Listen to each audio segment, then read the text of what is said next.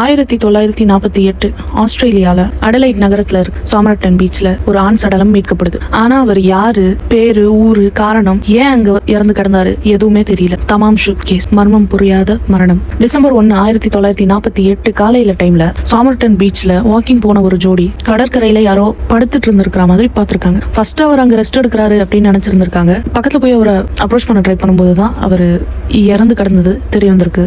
அவர் போட்டிருந்த ட்ரெஸ் நீட்டா இருந்துச்சு அப்படின்னு சொன்னா கூட ஒரு அண்டர் ஸ்டேட்மெண்ட் தான். பிரவுன் சூட், பாலிஷ்டு ஷூஸ் எல்லாம் போட்டு அவ்வளோ பர்ஃபெக்டா இருந்திருக்காரு. ஆனா அந்த ட்ரெஸ்ல இருந்த லேபிள்ஸ் எல்லாம் வெட்டப்பட்டிருந்தது. அவர்கிட்ட பேங்க் பாஸோ ஐடென்டிட்டி கார்ட்ஸோ எதுவுமே கிடைக்கல. அவர் பேரு கூட தெரியல. அவரோட பாக்கெட்ல அடலைட்ல இருந்து பீச்சுக்கு வரதுக்கான ஒரு ட்ரெயின் டிக்கெட் கிடைச்சிருந்திருக்கு.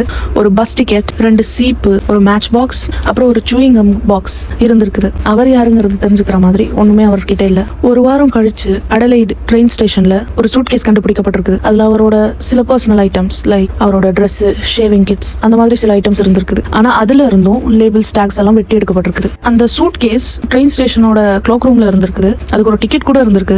ஆனா அது யாரோடதுங்கிறது மட்டும் தெரியல. போலீஸ் இதுக்கு அப்புறமா ஒரு விசித்திரமான விஷயத்தை கண்டுபிடிக்கிறாங்க. அவரோட ஜாக்கெட்ல மறைக்கப்பட்ட ஒரு பாக்கெட்ல இருந்து ஒரு சின்ன காகிதத்தை எடுக்கிறாங்க. அதுல எழுதி இருந்தது தமாம் ஷுத். இது பார்சில இருந்து வந்த சொல். இதுக்கான அர்த்தம் முடிஞ்சு போயிருச்சு அப்படிங்கிறது தான். இந்த வார்த்தை ருபையத் ஆஃப் ஒமர் கயாம் அப்படின்ற ஒரு பழமையான கவிதை புக்ல இருந்திருக்குது. இதை வச்சு போலீஸ் இன்வெஸ்டிகேஷன் பண்ணதுல ஒரு நபர் ஒரு புக்கை ஒரு கார் ஷீட் பக்கத்துல பார்த்ததா சொல்லி இருந்திருக்காரு. அந்த புக்ல ஒரு போன் நம்பரும் சில எழுத்துக்கள், கோடு, ஒரு மிஸ்டீரியஸான கோடு இருந்திருக்குது. அந்த போன் நம்பர் ஒரு லோக்கல் நர்ஸுக்கு சொந்தமானது அப்படின்னு தெரிய வந்திருக்குது. ஆனா அவங்க கிட்ட இன்வெஸ்டிகேட் பண்ணும்போது அவங்க அந்த மர்மமான நபரை பார்த்ததே இல்லை அப்படின்னு சொல்லியிருக்காங்க. அட்டாப்சி பண்ணி பார்த்ததுல உடம்புல இன்டர்னல் ப்ளீடிங் ஆயிருக்குது. லிவரும் ஸ்பிளீனும் பெருசா இருந்திருக்கு, அதாவது வீங்கி இருந்திருக்குது. இது சாதாரணமான மரணம் இல்ல. போலீஸ் போய் சோதனை பண்ணப்போ அவங்களுக்கு எந்த விதமான பாய்சனோட ட்ரேஸும் கிடைக்கல. அதனாலேயே காஸ் ஆஃப் டெத் அன்னோன். இந்த மனிதர் யார் அப்படிங்கறத நிறைய இன்வெஸ்டிகேட் பண்ணிருக்காங்க. ஃபிங்கர் பிரிண்ட்ஸ் எல்லாம் வச்சு இவர் யாரு அப்படிங்கறத கண்டினியூஸா தேடிட்டு வந்திருக்காங்க. ஒரு ஐடியும் கிடைக்கல. லாஸ்டா டிஎன்ஏ மூலமா ஒரு பேர் கிடைச்சிருக்குது, சார்லஸ் வெப் அப்படின்னு சில ஆய்வாளர்கள் சொல்றாங்க.